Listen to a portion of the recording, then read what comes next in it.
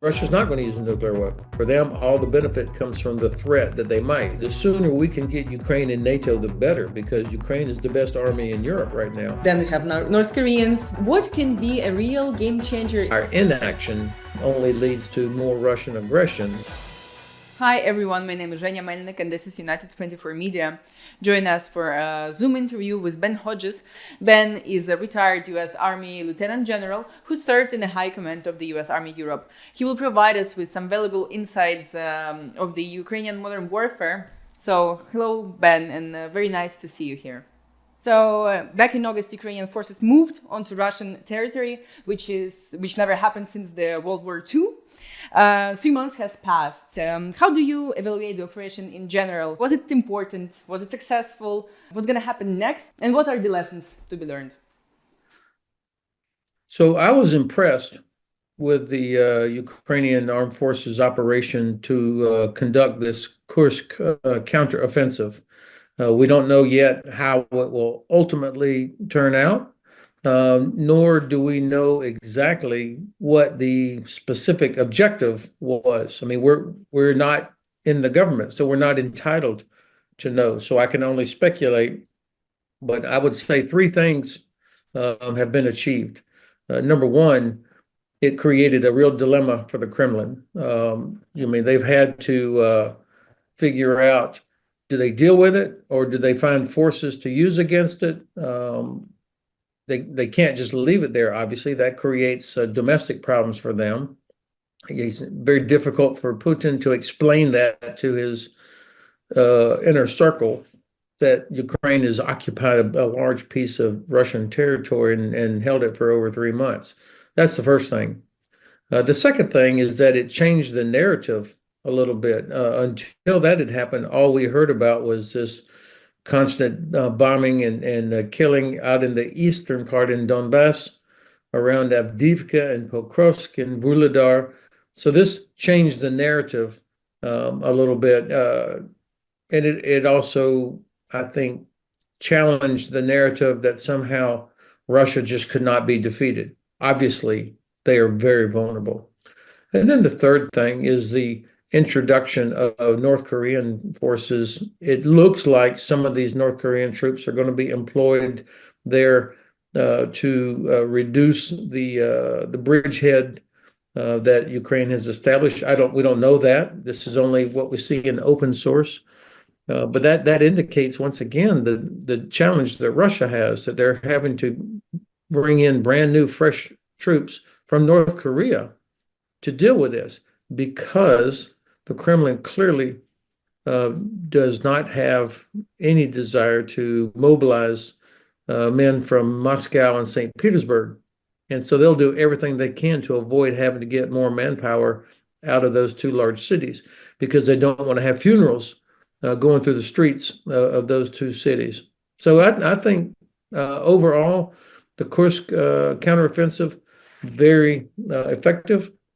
And it shows that the general staff understood that while, yes, there is terrible fighting and suffering in the eastern Donbass region, the fact is it's been almost 9 months since Russia finally captured Avdiivka, and they have not been able to go 60 kilometers in 9 months to capture Pokrovsk. So I think the general staff made a wise, calculated risk assessment. Right. You mentioned North Korean troops, but how big of an issue or a threat is this, if any? What's your opinion? We don't know the quality of the North Korean troops. I don't. I mean, they have no combat experience, so we'll see how they do when they're fighting against actual Ukrainian soldiers who have so much experience. The North Koreans, they don't know the terrain, they don't know anything about it. They probably are very fit with good equipment. They can do 1 million push-ups, but they've never been attacked by Ukrainian drones and Ukrainian artillery, and they've never had to try to clear a trench with the Ukrainian defenders. So we'll see. But you can't dismiss 10,000 fresh soldiers. I don't know how many of them are infantry, or do they have artillery? Will they be supported, or will they be employed the way the very unlucky Russian fodder gets put into the meat grinder. This is going to be interesting to watch how they are employed. We don't know what agreement was made with North Korea and uh, Russia, like on how they will be employed, who they report to. Um, so I want to see, but it also creates a opportunity in the Korean Peninsula. Number one, for South Korea to remind North Korea that they're there, that they could do a snap exercise, for example, something to cause North Korea to reconsider their support for Russia.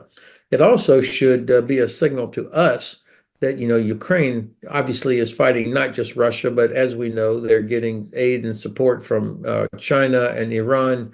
And now, in addition to ammunition, actual troops from North Korea. I don't know what else it's going to take for the U.S. administration and other governments to realize that our actions, our inaction, only leads to more Russian aggression, and our appeasement has failed. We are approaching again a winter season, and once again, it is anticipated to be one of the harshest one. Well, for many reasons. First, everyone in Ukraine is kind of anticipating another massive like missile attack, but already October is one of the heaviest months in terms of Shaheed's attack. Then we have North Koreans. Then there are also some reports or rumors, we don't know, about the possible Russian attack in Zaporizhia region. How do you see the development of war actions in this upcoming season? Well, of course, every winter there is harsh, both the weather conditions, the terrain, and you're fighting. So there's no way around it. It's going to be very difficult. But of course, the weather affects both sides. Russian troops will be operating in the same terrible conditions. My guess is that they will be less well prepared. I mean, they're not as trained. Their logistics system is under a lot of pressure. So I would not say that this is an advantage for Russia. If anything, I would say it the other way. Now, for the civilians, of course, this is terrible. Old people, children, having to survive in unheated buildings because the Russians have destroyed the power grid. Um, this is going to be very difficult. There's no doubt about it. But I have been impressed with how Ukrainians have adapted to how and of course, many nations have sent in portable generators to try and help compensate for the destruction of the traditional power grid.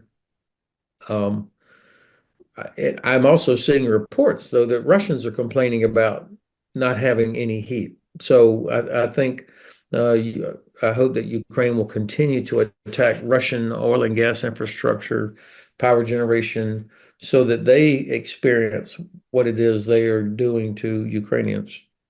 And it links to the question whether Ukraine should be there's been a discussion whether Ukraine should be granted the access to use Western weapon to conduct long-range strikes.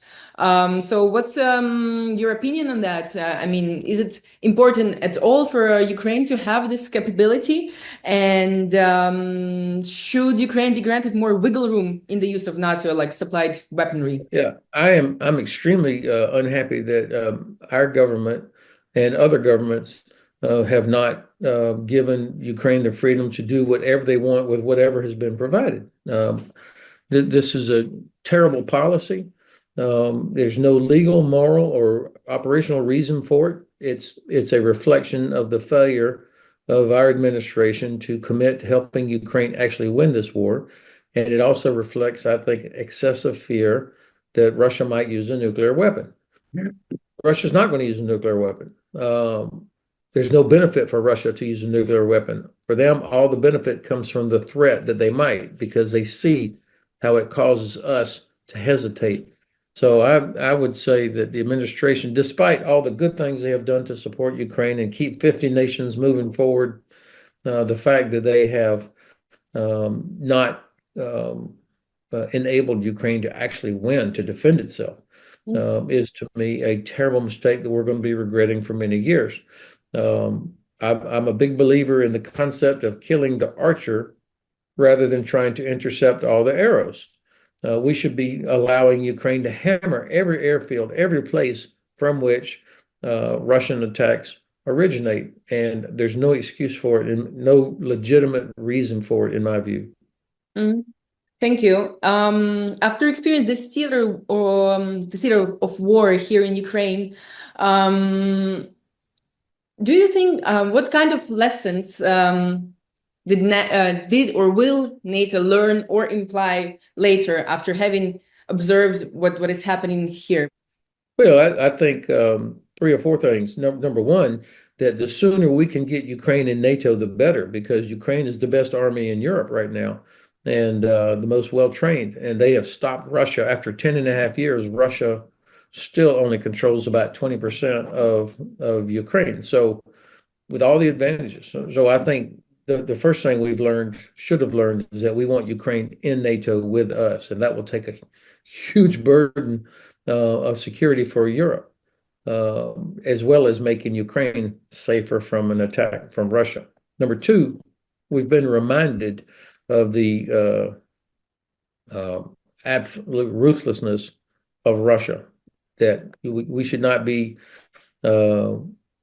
naive about their willingness to execute prisoners, murder civilians, attack civilian infrastructure, total disregard for international law. So why in the world does anybody think that Russia would be a good negotiating partner or that would live up to any agreement?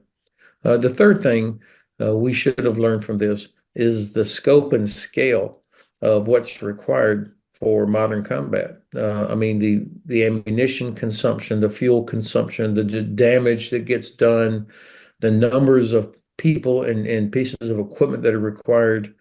That's, we're not fighting Taliban anymore. This is a different scale and a different type of combat. The next thing, obviously, so many people focus on drones, and clearly that's a new capability or a new type of capability that's out there. But as always happens in wartime, people adjust. You learn how to counter it. So I see every now and then people say, "Oh, get rid of tanks. All you need is drones." But that's not true. Now, every tank I've ever seen destroyed by a drone was sitting out in the open, unprotected, and the hatches are open. All these things that are indicators of poor discipline and poor leadership.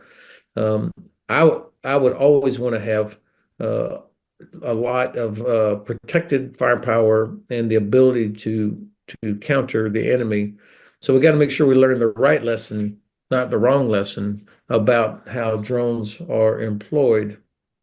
And then finally, we do not have enough air and missile defense. I mean, if Russia makes a terrible decision to attack a NATO country, they will have also already made the terrible decision to attack our infrastructure as well, just like they have done in Ukraine, airports, seaports, transportation, power.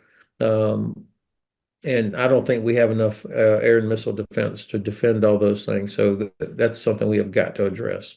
So since you brought up the drone topic, Ukraine almost a year ago has launched like a drone forces as a separate branch, right? Which is the first, like we are the first country in the world to do so. What do you think? Should other countries follow this suit, or should drones still remain as an integrated part into existing branches already? I don't think it has to be either or. I mean, it depends on the type of drones, what is the purpose, what is your procurement and sustainment system. I think, I trust the Ukrainian general staff to do what's best for Ukraine.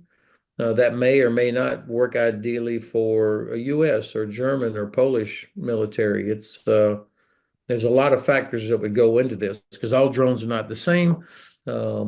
What are you trying to do? As an infantry brigade commander, of course, I always wanted my own drone capability that reported to me, not something that was centralized somewhere else. Mhm. The Air Force always likes to have all of these things consolidated for the advantage is you can generate more sorties. So I mean there are advantages there, but the training and